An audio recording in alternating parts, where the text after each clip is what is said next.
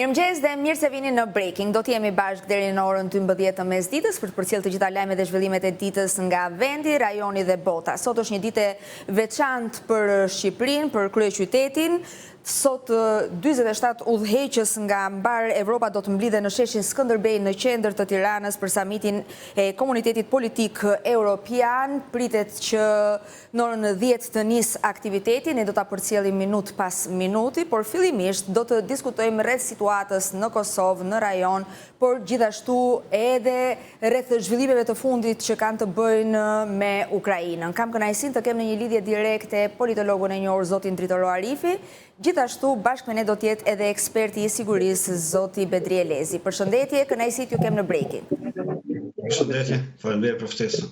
Doja ta nisni me zhvillimet e fundit në Kosovë. Ende Kosova ndodhet në një ngërç politik, një krizë që vazhdon prej muajsh tashmë, por që duket se nuk ka vullnet nga liderët politik për ta zgjidhur këtë ngërç. Zoti Arifi. Faleminderit, fillimisht më lejoni që ta uroj Shqipërinë që po bëhet zemra e Evropës, pra një takim kaq i rëndësishëm, ndryshon totalisht një perceptim për Shqipërinë në çdo dimension dhe kjo është një arritje e shtetit shqiptar, edhe normalisht edhe qeverisë që është aktuale në pushtet, pavarësisht gabimeve që i kanë bërë gjatë rrugës, por për Shqipërinë si shtet është një arritje e jashtëzakonshme. Sa i përket Kosovës, asgjë e re nuk ka ndodhur, ne kemi ngërç mentalitetit të formës së të menduarit. Dhe ta mandej pasojat po shihen janë edhe të këtij niveli politik, pra është e paspjegueshme dhe pa justifikueshme që një lider apo liderët politik me ardhur në këtë gjendje që mos mundet ta gjejë një zgjidhje për 3 muaj. Pra na që nga non shkurti kemi zgjedhje dhe të gjitha numrat kanë qenë transparent, është ditur se kush çka ka fituar dhe ka mungon një komunikim i sinqert politik jo për të dalë nga kriza, sepse Kosova veç është në krizë.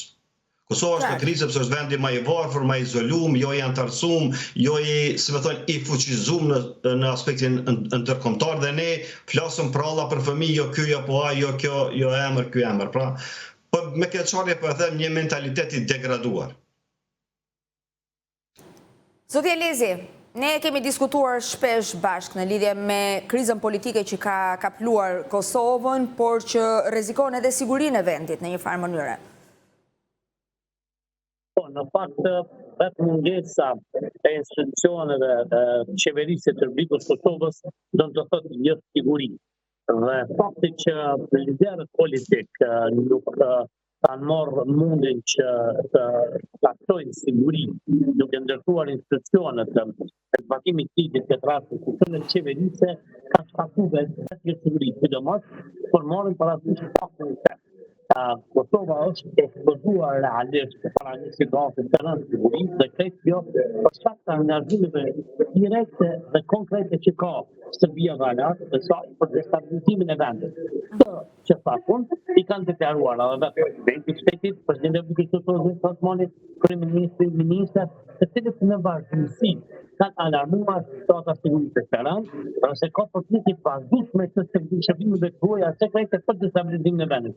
Në anën tjetër, Kosova është pa institucione, pa qeverinë e saj, është me qeverinë detyrë e cila ka kuptimin e veprimeve të saj, dhe njëkohësisht nuk ka kuvend i cili eventualisht do të ndërmendte veprimet e duhura konform ligjeve në Kosovë për të garantuar siguri. E kjo është aspekt me rëndësi në aspektin sigurisë është desankcionimi i Republikës Kosovës. Fakti që Kosova është e sankcionuar, do të thotë që kemi të bëjmë me probleme serioze të sigurisë. Sepse në këtë rrethon Kosova nuk ka mbështetje në duhur ndërkombëtare sa i përket aktiviteteve në performancën e sigurisë që janë programat e mbështetjes të Kosovës për avancimin e institucioneve dhe kapaciteteve të sigurisë.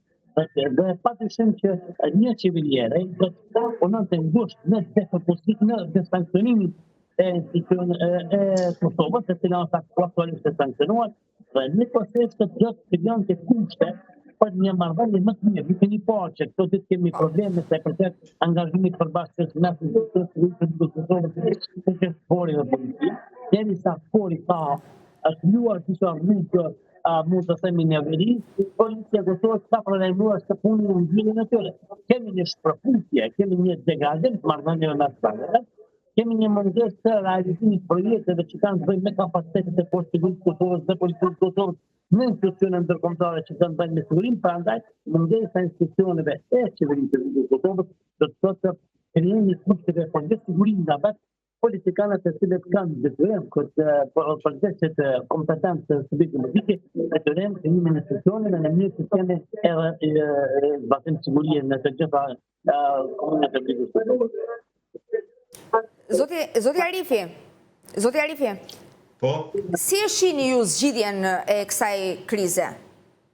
E vështirë është, por çfarë po synon Albin Kurti duke këmbgulur tek emri i Albulena Haxhiut dhe pse nuk arrin dot të gjejë një gjuhë të përbashkët me opozitën? Albin Kurti nuk po synon asgjë. Pra kjo është, unë mendoj, logjika e tij që po tenton me të njëjtin emër. Kjo është, po thash, s'ka mos sens që të diskutohet për një emër. Pra është e hub racionalitetin politik vërja. Është pretekst për çka do të gjë, por në fund për asgjë. Pra, sepse kushdo që do të bëhet kryeminist në një fazë të ardhshme do ta ketë shumë vështirë sepse është dëmtuar dhe mirëqenia e qytetarëve. Kemi një inflacion të paparë. Shtrëtimi i energjisë elektrike i rrymës është duke rreziku edhe bizneset, sepse është një shtretim shumë i madh dhe bizneset e kanë vështirë që ta përballojnë. Pra nuk është punuar në alternativa. Pra për 4 vite zoti Kurti ka shitur prallat qytetarëve të Kosovës. Vetë po jap veç një fakt, shikoni, e ka pas shumicën absolute për 4 vjet s'ka arritur që t'i bëjë sigurime shëndetësore. Jemi i vetmi vend në kontinentin e Evropës që s'ka qytetarë të Kosovës sigurime shëndetësore. Të gjithë janë fajtor, por kur je 4 vjet në pushtet dhe ki shumicën dhe dështon vetëm në një punë, ju lutem, është shumë të flasim për një person. Zgjidhja është që të krijohet një qeveri e cila mund ta përballoj krizën deri në prillin deri në marsin e vitit të ardhshëm kur kemi edhe zgjedhjen e presidentit, sepse këtu është edhe krejt ngërçi, pra kemi kriju mekanizma që na dëmtojnë politik bërjen, duke menduar për atë dhe për këtë. Prandaj unë mendoj që nëse formohet një qeveri, por pa zotin Kurti kryeministër, sepse ky nuk jep më zgjidhje, do duhet që të vendoseshin disa pika çka duhet të zgjidhin. Pra, duhet një ndryshim i kushtetutës, që mos të kemi kësi çmendurira të vogla, sepse mandej po kanë kostën shumë të madhe, dhe duhet të rregullohet ligji për zgjedhjet e përgjithshme. Ai ligj prapë është bërë gabim dhe është keq dhe nuk është mirë i menaxhueshëm. Ne zgjedhjet i bëjmë ende në mënyrë primitive.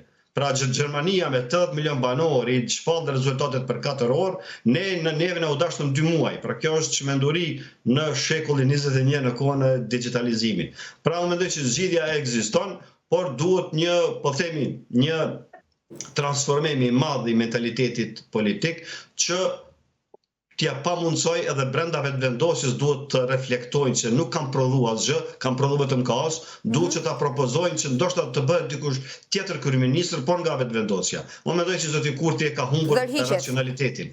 E ka humbur racionalitetin me këto vonesa. E shihni ju të mundur këtë opsion?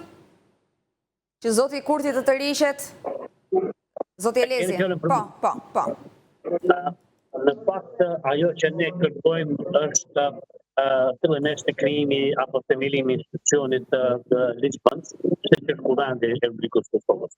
Sepse aty është edhe problemi kryesor. Ne kemi mungesë të zgjedhjes së kryetarit dhe një institucioneve tjera të Kuvendit të Republikës së Kosovës, dhe më pas ligji e ka saktuar se në mungesë të numrave që ka subjekti i cili ka të drejtën se subjekti parë të provojë organizimin e qeverisë, të japë mundësia subjektit të dytë, të tretë dhe të shkojë eventualisht edhe në zgjedhje në rast kush nga subjektet politike ka mundësi të krijojë qeverinë e Kosovës. E para që është shumë e rëndësishme, partitë politike duhet të kenë parasysh që Republikën e Kosovës, qytetarët e Republikës së Kosovës, të cilët siç e thanë nderuari, janë të ekspozuar për një shumë të rënda aspekte të sigurisë dhe ekonomisë. Siguria ekonomike u përmend edhe fakti i energjisë elektrike. U përmend edhe fakti i sigurisë sociale, me çka realisht e kanë goditur rënd jetën e Shtetit të Kosovës, dhe të marrë parasysh këtë fakt, atëherë sistemi politike duhet të kalojnë në nga çështjet individuale grupore vetë, sjellin probleme, duke gjetur person i cili të jetë i pranueshëm për të gjithë. Ka votuar me që partia në pushtet nuk ka numrat e duhur për të kryer këtë çështje, atëherë duhet të propozojë një person tjetër i cili eventualisht do të merrte besimin e përfaqësuesve të tjerë në kuvend për të shkuar tutje deri tek krijimi i kushteve për propozim, domethënë të kabinetit qeverisor dhe të hullet në votim. Derisa nuk kemi zgjedhjen e parë, atëherë kemi parë që e partia në pushtet e cila e ka të drejtë në bazë të rezultateve zgjedhore të parë, domethënë drejtorin e kuvendit dhe më pas zgjedhjen e institucioneve të tjera të kuvendit, ka bllokuar procedin duke përdorur një deputet i cili është më i vjetër në kuvendin e Kosovës, i cili udhëhej tonca deri në zgjedhjen e kryetarit të ri për të petroluar aktivitetet e kuvendit në çdo 40 tetor me të njëjtën arsyetim se nuk kanë numra tutje për ta zgjedhur kryetarin e kuvendit dhe nuk ka asnjë lëvizje konkrete për të ndryshuar emrin e përvetshëm, sepse kujtoj që Kosova është më shumë se sa një kandidate për kuvend të Kosovës, e cila që gjatë një herë rava dhe nuk arrin që të merr besimin e deputetëve. Unë kujtoj që Kosova dhe shtetarët e saj meritojnë më shumë se sa insistimin në një person të vetëm, kush do të qoftë ai, në mënyrë që vërtet të krijojmë kushte për themelimin e qeverisë së Kosovës, krijimin e qeverisë së Kosovës, dhe ne kosisht punojmë ngushtë tek krijimi i kushteve për një jetë më të mirë për gjithë qytetarët e Kosovës, qoftë në siguri, ekonomi dhe çështje të tjera në jetën personale. Qartë, dhe do të ndryshojmë temën e diskutimit për të shkuar tek ajo çka po ndodh në Ukrainë. Ka patur bisedime ditën e dieshme në Turqi mes palës ukrainase dhe asaj ruse, një le të themi diskutim që nuk doli në ndonjë përfundim konkret. Gjë e pritshme kjo, apo jo? Zoti Arifi. Po, mendoj që ka qenë e pritshme, sepse po vërehet që ka një marrëveshje, por vetëm mes SBA-ve dhe Rusisë, prandaj zoti Putin nuk lodhet shumë për vendet e tjera, pra e pret takimin me zotin Trump ose me administratën amerikane, kushdo që është, që për ta finalizuar marrëveshje për të cilën ata veç janë të dakorduar. Po vërehet edhe lëvizja e SBA-ve në vendet arabe, një farë lloj sigurimi i asaj zone nga SBA, po vërehet që ka një marrëveshje përtej Ukrainës me Rusinë. Qartë. Zoti Elezi, si e shihni ju? Për çfarë marrëveshje bëhet fjalë? Pra, është thjesht një mënyrë një vegël që po përdoret në këtë rast nga Shtetet Bashkuara të Amerikës dhe nga Rusia? Në fakt, për mua personalisht, të fillim janë të pritshme. Madje mund të thënë të pritshme, sepse kemi të bëjmë në zgjidhjen e një problemi mjaft kompleks. Ju keni parë që Ukraina të përballur dhe vetë partnerët e saj në një tekst që është policia, e cila fillimisht duhet të kenë parasysh faktin që ka të një suverenitetin e Ukrainës dhe ka okupuar një sektor shumë transmetues gjithë tradicionit. Nga gjithë Evropa dhe vendet tjera, po ashtu është një alarmues kryesor i statut të sigurisë të globit. Prandaj, se pas parasysh faktin që kemë me një e cila ka në proces apo qëllimin e saj të bashkuar për të stabilizuar vendet të suverenitetin e vendeve të tjera, atëherë ne duhet të kemi një kujdes dhe në rast të kontakt. Ukraina shpote pranë atë rekomandimin dhe koordinimin që ka me Shtetet Bashkuara të Amerikës. E njëjta ka pahuar mund të themi kërkesat e SBA-ve duke filluar nga marrëveshja për mineralet, pastaj ka pahuar kërkesat e Bashkimit Evropian dhe Shtetit Bashkuar të Amerikës sa i përket veprimeve konkrete duke treguar qarta dhe programe koherente sa i përket arritjes së marrëveshjes, por që kemi një Rusi e cila në bazë ka tentuar të lozë në kuadër të mund të themi veprimeve ligjore apo jo ligjore të cilat të drejtojnë drejt marrëveshje në studentëve. Ne besojmë që Shtetet Bashkuara të Amerikës edhe të qëllimet që përzgjohen në Istanbul do të jenë të gatshme për të kuptuar realisht këto lloj mund të themi sentime për të justifikuar mos gatishmërinë zyrtare për të njohur se realitetin e Rusisë dhe avash ne kujtojmë që do të kemi një marrëveshje të pranueshme. Një pak të gradë të shumë rëndësishme me presidentin të Turqisë, i cili thotë e një Ukrainë, jo pagë pjesën e kontestuar të ministrit të Ukrainës e territorit ukrainez, ka të thotë se është një sinjal që faktorët ndërkombëtar janë gatshëm të ta pranojnë elementin pjesë territoriale të Ukrainës dhe ide e Rusisë për të marrë territorin brenda Ukrainës dhe kjo besoj të ishte studja vetme që Rusia thret kompetentoj dhe të pranoj faktin që duhet të krijuar kushte për të pasur paqe afatare me Sudanin dhe me gjithë zonën e tij. Zotja Arimi, si e shihni ju rolin e Turqisë? Duket që të paktën kohët e fundit të gjitha rrugët të çojnë në Turqi. Cili është roli i Erdogan?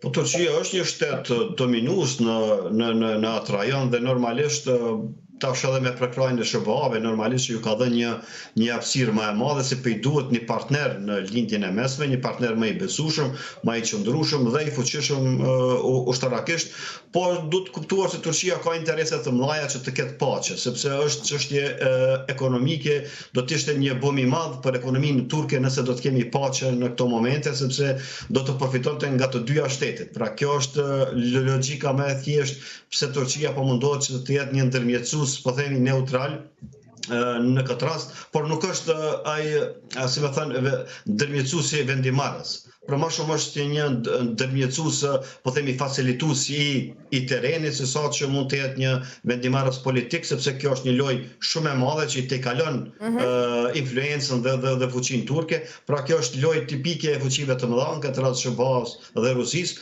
Prandaj rusët nuk po nguten, sepse nga ajo që kam lexuar edhe nga shtypin e Rus, ajo që është përkthyer pak në gjuhën angleze është që rusët janë të kënaqur me ardhin e Trumpit, sepse ka ardhur në pa politika e të fuqishmit, pra kështu po e përkthej në farë mënyrë pak më thjesht, politika e të fortit, pra ku tash edhe influencat vendosen nga të fortit. Prandaj rusët e presin SBA-n që të bëjnë ndonjë gabim diku tjetër, që SBA-t që rusët të kërkojnë në këmbim të asaj diçka tjetër. Pra, në farë mënyre do të kemi pritje të gjatë për këtë edhe paqes, edhe paqja nuk do të jetë e përhershme, do të jetë shumë e përkohshme, sepse varësisht se si rrjedhin gjërat. Sepse Trumpi e ka pru këtë politikën e të fuqishmit dhe influenca amerikane në vendet arabe veç u dëshmua një zonë e cila tash u sigurua nga SBA-t edhe nga aspektin financiar, teknologjik, geopolitik dhe të sigurisë. Dhe kjo po më jep me kuptu që ka një marrëveshje përtej kësaj, pra jo vetëm